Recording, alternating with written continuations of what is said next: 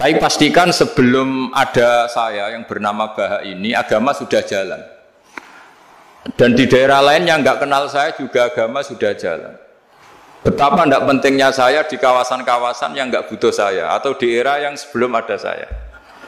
Nah, dengan ilmu seperti itu orang pasti tawaduk, karena dia tahu daerah yang nggak ada saya ternyata ya ada masjid, ada agama. Periode yang sebelum ada saya juga agama jalan. Sehingga kita tidak kumo luhur, wah kalau nggak ada saya agama nggak jalan. Zaman Wali Songo tidak ada saya agama ya jalan. Ekonomi juga gitu. Kalau Anda pakar ekonomi yang mensejahterakan rakyat, cara tawadhu itu kalau nggak bisa dengan rasa, dengan ilmu. Sebelum ada kamu banyak orang kaya, banyak orang yang nggak kenal kamu juga kaya. Banyak periode yang saat itu udah ada Anda juga kaya. Berarti Anda ini tidak siapa-siapa. Makanya saya pernah didatangin seorang profesor, ini kisah nyata. Gus, sebetulnya saya dengan bapak saya itu pinter mana? Bapak saya itu udah tamat SD, tapi saya bisa profesor. Saya ini profesor, anak saya naik kelas saja sudah senengnya bukan main. Artinya ini orang bodoh bisa menciptakan orang pinter, yang orang pinter kesulitan menciptakan orang pinter lagi. Nah, kalau kita tidak bisa tawaduk secara rasa, tawaduklah secara ilmu. Ikhlas juga gitu, saya sering ngajarkan ikhlas di beberapa kesempatan ngaji. Kalau Anda tidak bisa ikhlas secara rasa, ikhlaslah secara ilmu, pasti bisa, bukan mungkin bisa, pasti bisa. Secara ilmu, makanya di Quran disebut fa'lam annahu la ilaha illallah. Ilmu, fa'lam itu dari kata ilmu. Saya beri contoh, saya mulai kecil sampai sekarang saya sekitar umur 50 tahun. Mulai kecil sampai sekarang itu ya bilang kalau kertas ini putih. Itu ya ada yang gaji, ada yang bayar. Tapi saya selalu bilang kertas ini putih. Yang hitam ya saya katakan hitam, yang merah saya katakan merah. Kenapa? Karena itu fakta. Saya ulang lagi, karena itu fakta. Sehingga saya untuk mengatakan putih tidak perlu ada yang bayar. Sehingga ketika kita latihan sholat, latihan ibadah, dan mengakui Allah itu sebagai Tuhan kita akan malu. Loh, faktanya Allah itu kan Tuhan. Mau mengatakan fakta kok minta upah ini gimana? Kita mengatakan Allah Tuhan itu sama dengan mengatakan kertas ini putih. Sama-sama itu fakta. Nah, kenapa untuk mengatakan Allah Tuhan nunggu? Bah, saya ini Tuhan kamu. Ya nunggu dulu Gusti. Kalau engkau masukkan kami ke surga, engkau Tuhan. Kalau enggak ya enggak jadi. Tidak bisa seperti itu. Ya Allah tetap Tuhan. Nah, kalau Anda tidak bisa ikhlas secara rasa, ikhlaslah secara ilmu. Ilmu ya tadi kita akan selalu bilang yang putih, putih, yang hitam, hitam. Makanya ini pentingnya ilmu. Tawaduk juga gitu. Kalau Anda ditakdir orang yang GR, yang gede rumongso, ditakdir orang yang kumo luhur, secara rasa bisa dilawan secara ilmu. Ada periode di mana sebelum ada kita yang kaya ya banyak, yang dapat hidayat ya banyak. Yang terpelajar ya banyak. Ada daerah yang nggak kenal kita, nyatanya pendidikan di situ jalan, sistem sosial baik. Betapa tidak pentingnya kita. Nah ini nanti memaksa kita atau melatih kita untuk tawadhu. Nah dari hikmah ilmu itu kemudian kita minta maaf sama orang lain itu mudah. Karena kita sadar bahwa adanya kita ini problem. Saya sering digojlok orang-orang kaya. Orang-orang kaya itu ya kadang agak kurang ajar tapi nggak bisa dibantah. Begini, pernah tanya saya gini, Gus, saya ini punya mobil mahal, harganya 2 miliar. Kayaknya yang berak pakai jalan raya saya. Kok bisa? Bayarnya pajak saya mahal. Sehingga kayaknya paling pantas saya. Yang naik ontel itu kan nggak bayar pajak. Harusnya nggak boleh pakai jalan. Terus saya bilang, babanya yang naik ontel itu pejuang, bapak kamu enggak, kamu enggak warisnya. Artinya ada teori dalam kitab hikam itu kitab tasawuf dalam pesantren. Itu kebaikan saja di soal. Misalnya begini, kita ini bangga sebagai urip yang tertib, hidup yang tertib di kantor, di tempat-tempat pekerjaan. Tapi kalau itu semua terjadi, kalau ada kecelakaan di jalan itu nggak ada yang nolong langsung. SAR paling efektif, tim penolong paling efektif ya orang-orang nganggur itu. Orang-orang yang di jalan-jalan di perapatan itu kalau ada kecelakaan langsung nolong. Itu nanti ambulan itu yang kedua, ketiga, yang nolong pertama ya orang-orang yang nganggur-nganggur di jalan itu. Ada orang tersesat nolong. Maka ketika seorang sahabat tanya, ya Rasulullah, kalau engkau melarang kita jagongan di jalan, itu kita tidak bisa. Tapi kata Nabi, ya silahkan saja, tapi adu haqqat thoriq, hak kamu di jalan itu datangkan. Apa itu? Ya kamu bisa amar ma'ruf nahi mungkar. Coba kalau di terminal, di tempat publik banyak orang yang soleh, itu nanti copet ya sungkan. Yang mau jambret ya sungkan, karena yang di situ orang-orang soleh. Nanti yang nggak sholat juga sungkan, karena yang di situ banyak yang sholat. Jadi kenyamanan orang pergi jauh di tempat-tempat sepi itu ya barokahnya orang-orang nganggur terus ngaji, wah nengkono masih rame, ada orang yang di perapatan di pertigaan. Bayangkan kalau ini orang-orang soleh, pasti itu nyaman karena wilayah publik dihuni orang-orang yang soleh. Tapi orang pasti bilang itu nggak tertib. Kita inginnya hidup ya tertib di kantor atau yang suka di masjid. Tapi kalau itu terjadi, itu nggak ada tim SAR gratis yang setiap saat kalau ada orang kecelakaan nolong. Makanya dalam makalah hikam itu paling masyhur diantaranya itu manusia itu siapa? Manusia itu mangkanat mahasinuhu masawiya, fakih falatakun masawihi masawiya. Manusia itu orang yang saat baik saja ada salahnya, apalagi pas salah. Jadi kalau kamu punya toko lagi laris dan saat laris itu Anda ngerumat keluarga Anda melakukan kebaikan pada keluarga Anda, pasti ada toko lain yang termahjubkan, yang tersingkirkan. Makanya saya pernah diskusi sama kiai besar, guyonan sama saya. Kita kalau kiai besar sebaiknya kalau diundang di musala kecil datang apa enggak? Kata kiai yang satu, jangan datang Gus, itu jatahnya kiai kecil. Terus kata yang satu, datang Gus sebagai bukti tawaduk bahwa kita kiai besar pun mau diundang yang kecil. Akhirnya kita ini ya kadang datang kadang enggak, karena kadang kita enggak datang supaya jatah rezeki kiai kecil enggak terambil. Kadang ya mau datang supaya dikira tawaduk. Makanya kalau seorang profesor sering turba di bawah itu ya kasihan yang S1, SPDI itu kan nanti gak jadi bintang kalau profesornya sering turun. Kalah terus itu. Jadi kadang-kadang itu orang itu harus berpikir secara ilmu, jangan rasa terus. Jadi itu ilmu. Jadi semua yang kebaikan yang kita lakukan itu secara ilmiah bisa diperdebatkan. Ada orang senang ngomong serius supaya bangsa ini maju.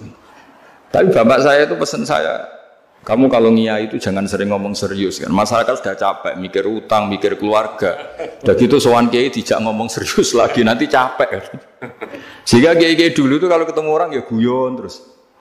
Karena tahu masyarakat sudah capek. Sudah banyak yang takut tanggal kredit gitu. Sudah takut tanggal kredit, takut problem sowan kiai diancam neraka lagi, itu kan ketakutan berkali-kali.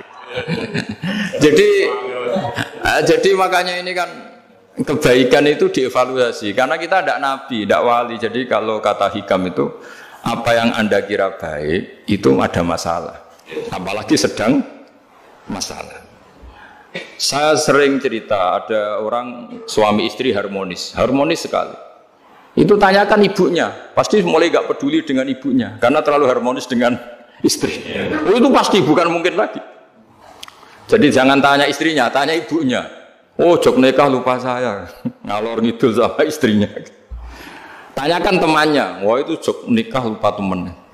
Tapi yang baik sama teman, tanyakan istrinya, jatah belanja untuk ngopi. Ya begitu terus itu. Jadi siklus sosial itu, nah, di sini pentingnya saling minta maaf karena dalam kebaikan kita pasti ada kesalahan. Ketika karir kita baik di pemerintahan maupun di kampus, pasti dengan sendirinya ada yang agak tersingkirkan. Meskipun itu sudah hukum alam, tapi apapun itu kita harus minta maaf.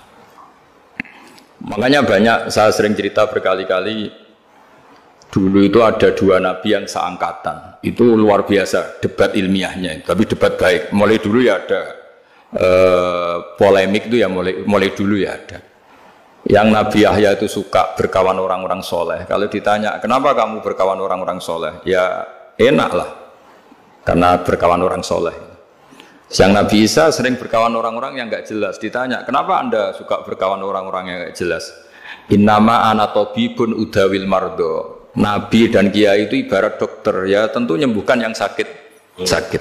Kalau Anda seorang dokter, pasti neliti daerah-daerah pandemi, masa neliti daerah sehat? Nah, jadi Dulu bapak wasiat ke saya gitu, kowe nak jadi kiai kok bengkel. Jadi kiai itu kayak bengkel. Kalau nggak siap dadane orang nggak jelas ya jangan jadi kiai kan. Itu ya, tapi kan masalahnya kita sendiri solehnya pas-pasan, takut terkontaminasi. Jadi yang jelek bukan jadi baik, kita yang baik jadi jelek. Nah itu kan mulai dulu ya polemik sejauh mana kita punya kekuatan untuk tidak terpengaruh yang negatif. Yang negatif terpengaruh kita menjadi positif. Jadi ini cerita-cerita sawalan bahwa dalam kebaikan kita itu ada kesalahan. Maka kita tetap istighfar, tetap saling minta maaf. Dulu bapak saya kalau diceritain ada seorang kiai sampai sepuh jadi imam masjid, istiqomah sekali. Dulu bapak saya itu guyu. Ya istiqomah, tapi wong liya terus ra iso dadi kader. Jadi calon-calon kiai ini sudah putus asa karena nggak pernah punya kesempatan jadi imam. Jadi di balik istiqomah itu ya ada memahjubkan orang lain. Makanya alhamdulillah di Indonesia itu ada pegawai pensiun. Kalau ndak habis itu. Karena yang anyar-anyar itu mesti ini kurang pengalaman, ini kurang senior. Tapi baru kan ada pensiun kan gantian. Tapi masalahnya di dunia kiai itu udah ada pensiun. Tambah sepuh tambah mantap, tambah sepuh tambah mantap. Nah itu sebaiknya ya mulai mundur-mundur sedikit dari imam masjid itu. Ya nyari-nyari yang lain lah supaya ada kaderisasi, ada. Jadi intinya itu di balik kebaikan yang kita lakukan pun itu ada masalah sehingga kita butuh istighfar. Di sini pentingnya dawuhnya para wali-wali, dulu ada istilah wastighfaruna yahtaju ilal istighfar. Ketika kita minta maaf, sebetulnya minta maaf sendiri itu butuh minta maaf lagi. Minta maaf lagi itu butuh minta maaf lagi. Misalnya saya dengan Mas Hilmi ini akrab, pernah pakai uangnya misalnya. Itu kadang kita bayar itu malah tersinggung, kok kayak orang lain saja bayar. Minta maaf juga gitu, kalau kamu punya teman akrab, terus minta maaf resmi itu tersinggung. Kayak wong liya ae jaluk sepuro. Jadi kadang juk sepuro itu malah masalah. Itu kan sama, kamu punya teman akrab terus kalau mau main, assalamualaikum, sakit masuk nopo boten, angsal boten. Boleh enggak main? Itu mesti teman kamu tersinggung. Kok kayak orang lain saja. Artinya ketika Anda merasa benar karena protokoler ketika masuk ke teman, ternyata itu salah. Teman kamu maunya enggak protokoler karena sudah akrab.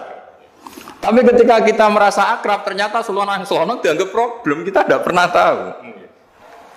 Nah di sini kata ulama-ulama, minta ampun itu kebutuhan manusia karena dalam kebaikan kita pasti ada kesalahan. Makanya disebut wastighfaruna yahtaju ilal istighfar. Kita selalu diajari Rabbana dzalamna anfusana, ya Allah, kita ini selalu mendolimi diri kita sendiri. Jadi saat kita baik pun ada unsur kesalahan. Yaitu tadi, kalau Anda jadi orang pasti ada yang termahjubkan. Kalau Anda kiai besar atau profesor atau pejabat turun ke bawah, ya kalau gubernur turun terus ya bupati gak jadi bintang kan. Kalau saya kiai besar misalnya turun terus ya kiai kampung itu ya kasihan. Saya pernah diundang Marakipan tidak datang itu kiai kecil bilang matur nuwun Gus gak teko. Aduh iwake gak untuk saya katanya. Barokahnya saya ada. Itu lucu ya matur nuwun betul. Matur nuwun Gus jenengan gak dugi jadi. Akhirnya jatah besarnya untuk saya. Nah, tapi yang punya rumah komplain. Gus tak udah ora tau teko pepe aku wong cilik. Aduh. Nah, ini saya harus mendahulukan versi Soibul Bait yang punya rumah apa versi kiai yang termahjubkan. Artinya pilihan apapun saya harus istighfar karena ada saja unsur salahnya. Ya makanya ini kan ya saya minta UGM juga saya sering undang saya terus nanti dikira karena kampus besar Gus Bak mau juga keliru lagi. Kalau 1-2 kali mungkin boleh, kalau keseringan ya gak boleh, nanti itu dikira saya maunya hanya sama kampus besar, padahal saya sama RT ya sering datang juga. Nah ini yang terakhir saya bacakan teks otoritatif sebagaimana janji saya. Kata Rasulullah SAW di sebuah hadis, ini terakhir nanti supaya nggak lama-lama saya juga punya wadhifah. Ada orang itu punya hutang itu ya hutang, memang hutang. Singkat cerita orang itu tidak bisa bayar sampai akhirat. Dan aturannya Allah, orang yang punya hutang tidak bisa bayar ini harus diaudit, harus diselesaikan di akhirat. Kalau tidak bisa diselesaikan di dunia, diselesaikan di akhirat. Walhasil akhirnya di akhirat itu ditagih dan tidak mampu bayar.